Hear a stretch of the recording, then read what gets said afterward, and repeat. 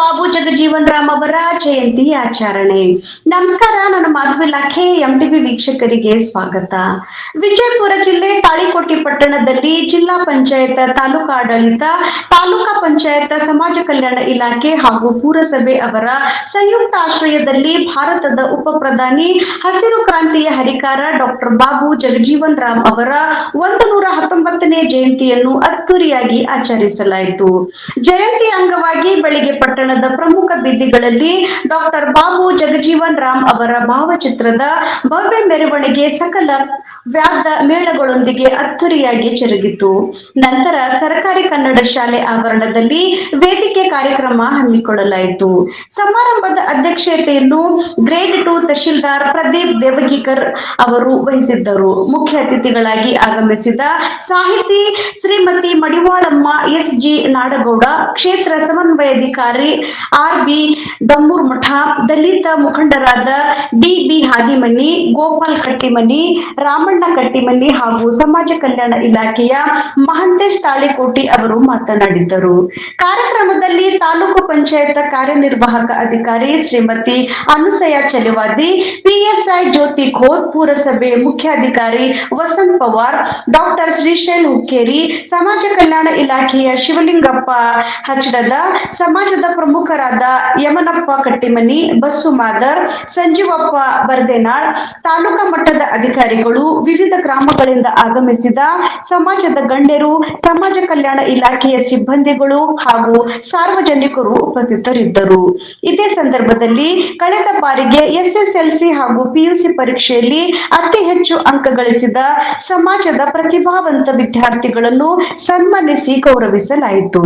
ವರದಿ ಶ್ರೀಶೈಲ್ ಸಜ್ಜನ, MTV news Kannada.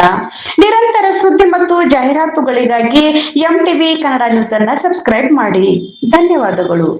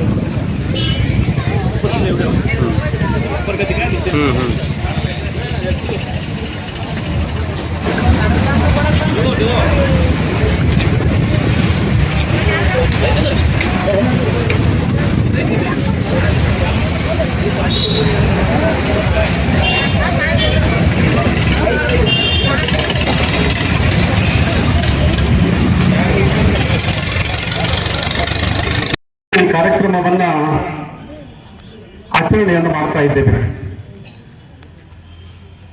ಬಂಧುಗಳೇ, ಇವತ್ತು ಈ ಸ್ಥಳದೊಳಗೆ ಕುಳಿತುಕೊಂಡು ನಾವೆಲ್ಲರೂ ಆನಂದವನ್ನು ಅನುಭವಿಸ್ತಾ ಇದ್ದೀವಿ ಅಂತಂತಂದ್ರೆ ಅದಕ್ಕೆ ಮುಖ್ಯ ಕಾರಣವಾಗಿ ಈ ದೇಶ ಕಂಡಿರ್ತಕ್ಕಂಥ ಎರಡು ವ್ಯಕ್ತಿತ್ವಗಳನ್ನ ನಾವು ಸದಾ ಸ್ಮರಿಸಬೇಕಾಗ್ತದೆ. ಒಂದು ಡಾಕ್ಟರ್ ಬಿ.ಆರ್. ಅಂಬೇಡ್ಕರ್ ಅವರನ್ನ,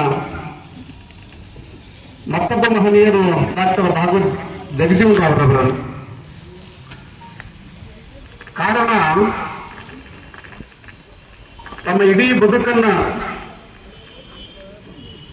ಈ ದೇಶದ ಕಟ್ಟ ಕಡೆಯ ವ್ಯಕ್ತಿಯ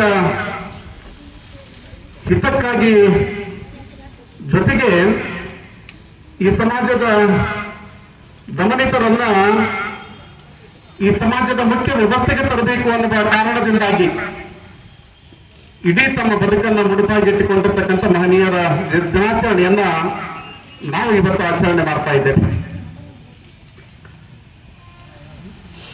ಇವತ್ತು ದೇಶಕ್ಕೆ ಸ್ವಾತಂತ್ರ್ಯ ಸಿಕ್ಕಿದೆ. ದೇಶದ ಸಂವಿಧಾನವನ್ನು ನಾವೆಲ್ಲರೂ ಅನುಸರಿಸಿಕೊಂಡಿದ್ದೇವೆ. ಆದರೆ ದೇಶಕ್ಕೆ ಸ್ವಾತಂತ್ರ್ಯ ಸಿಗುವಕ್ಕಿಂತ ಪೂರ್ವದಲ್ಲಿ ಈ ದೇಶದಲ್ಲಿರ್ತಕ್ಕಂಥ ಕರಾಳತೆಯನ್ನ ಮೆಟ್ಟಿ ನಿಂತು ಸುಶಿಕ್ಷಿತರಾಗಿ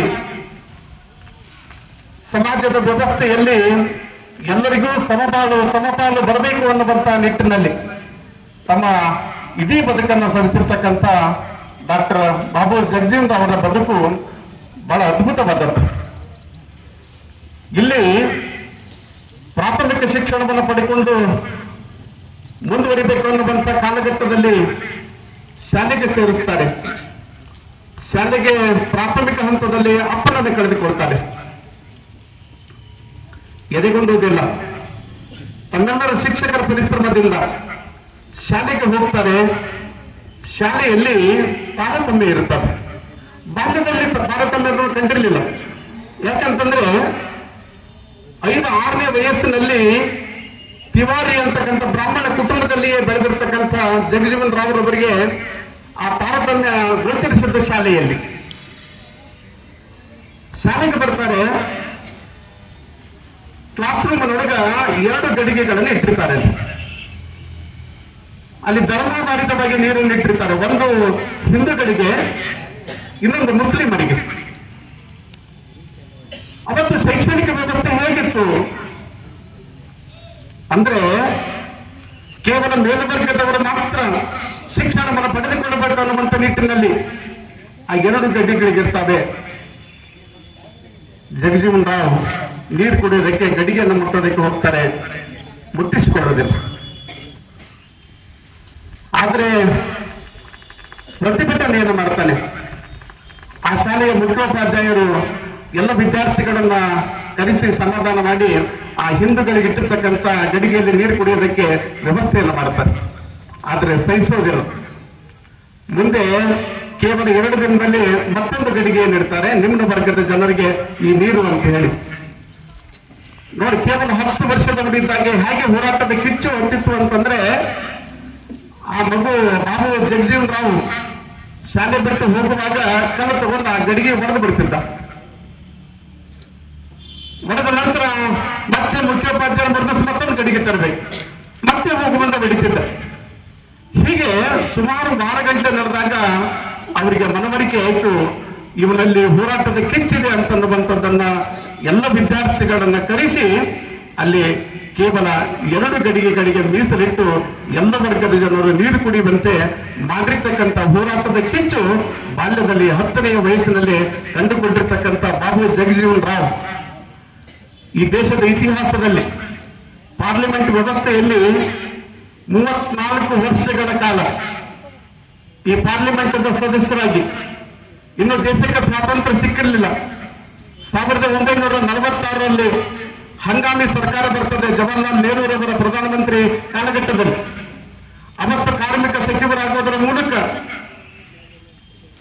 ಈ ದೇಶವನ್ನು ಮುನ್ನಡೆಸಿ ಕೊನೆಯದಾಗಿ ತಮ್ಮ ಬದುಕಿನ ಕೊನೆಯ ಗಳಿಗೆಯಲ್ಲಿ ಈ ದೇಶದ ಉಪ ಪ್ರಧಾನಿ ಆಗ್ತಾರೆ ಅಂತಂತಂದ್ರೆ, ಒಬ್ಬ ಸಾಮಾನ್ಯ ಕುಟುಂಬದಲ್ಲಿ ನಿಮ್ನ ವರ್ಗದಲ್ಲಿ ಹುಟ್ಟಿರ್ತಕ್ಕಂಥ ಮಗು ಈ ದೇಶದ ಅತ್ಯುನ್ನತ ಹುದ್ದೆಯನ್ನು ಪಡ್ಕೊತಾನೆ ಅಂತಂದ್ರೆ ಅದು ಅವರ ಪ್ರತಿಭೆಯಿಂದ ಅಂತ ಅನ್ನೋದನ್ನು ನಾವೆಲ್ಲರೂ ಹೆಮ್ಮೆಯಿಂದ ಹೇಳ್ಕೊಳ್ಬೇಕಾಗಿದೆ. ಬಂಧುಗಳೇ, ಇವತ್ತು ಅವರ ಆದರ್ಶಗಳನ್ನು ನಮ್ಮ ಬದುಕಿನೊಳಗೆ ಅನುಸರಿಸಬೇಕಾಗಿದೆ. ಒಂದು ಕಡೆ ಗಾಂಧೀಜಿಯವರು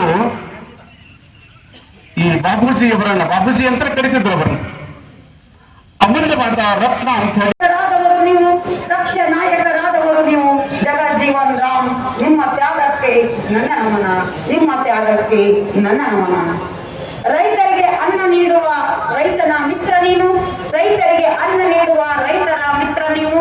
ಆಹಾರ ಭದ್ರತೆ ಒದಗಿಸಿದ ನಾಯಕ ನಮ್ಮ ಬಾಬೂಜಿ, ಆಹಾರ ಭದ್ರತೆ ಒದಗಿಸುವ ನಾಯಕ ನಮ್ಮ ಬಾಬೂಜಿ. ನೀವು ಹರಿಕಾರದ ನಾಯಕ, ನೀವು ಹರಿಕಾರದ ನಾಯಕ ಅನ್ನುವಂಥ ವಿಚಾರವನ್ನ, ನನ್ನದೇ ಆಗಿರುವಂಥ ನುಡಿಯಲ್ಲಿ ನನ್ನದೇ ಆಗಿರುವಂಥ ವಿಚಾರವನ್ನ ತಮ್ಮ ಮುಂದೆ ಪ್ರಸ್ತುತಪಡಿಸಿದ್ದೇನೆ. ಇಲ್ಲಿ ಅವರ ಜೀವನವನ್ನ ನೋಡ್ತಾ ಹೋದ್ರೆ, ನಮ್ಮ ಬಾಬು ಜಗಜೀವನ್ ರಾವ್ ಅವರ ಬಗ್ಗೆ ನಾವು ಸಂಕ್ಷಿಪ್ತವಾಗಿ ಹೇಳೋದಾದ್ರೆ, ಹೇಗೆ ಅವರ ಜೀವನದ ಹಾದಿಯನ್ನ ನಾವು ನೋಡ್ತಾ ಹೋದ್ರೆ ಅವ್ರು ಹೇಗೆ ಬೆಳೆದ್ರು ಅನ್ನುವಂಥದ್ದು ಒಂದ್ಸಲ ಅದನ್ನ ನೆನಪಿಸ್ಕೊಂಡು ನನ್ನ ಒಂದು ಉಪನ್ಯಾಸಕ್ಕೆ ವಿರಾಮ ನೀಡ್ತಾನೆ.